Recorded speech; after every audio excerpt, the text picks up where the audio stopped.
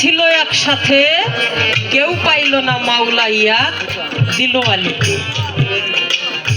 কেন কাবা ঘরে জন্ম আলীর গো, তুমি করে দিবে তা নির্ণয়। ওখানে মা ফাতেমা ছিল, ইমাম হাসান হুসাইন ছিল, তাহলে তারা কেউ পাইল না, আলী মাওলাইয়াত পাইল।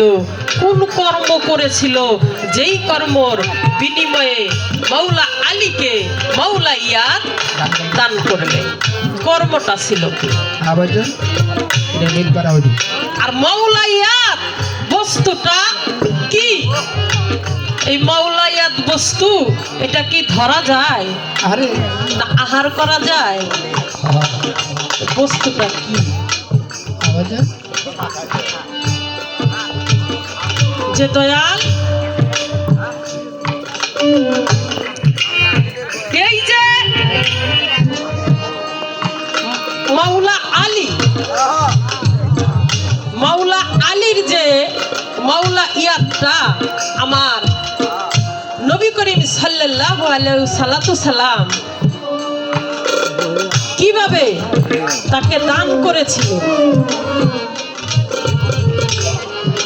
আশা করি আমার দরদি সুন্দর করে তার একটা মীমাংসা দিবে, কারণ এই বিষয়ের উপরে দরদি যদি কিছু আলাপ রাখেন তাহলে আমরা বেলায়েতের ভাবটা বুঝতে পারব। এই পর্যন্তই কথা রাখলাম, আশা করি সুন্দর করে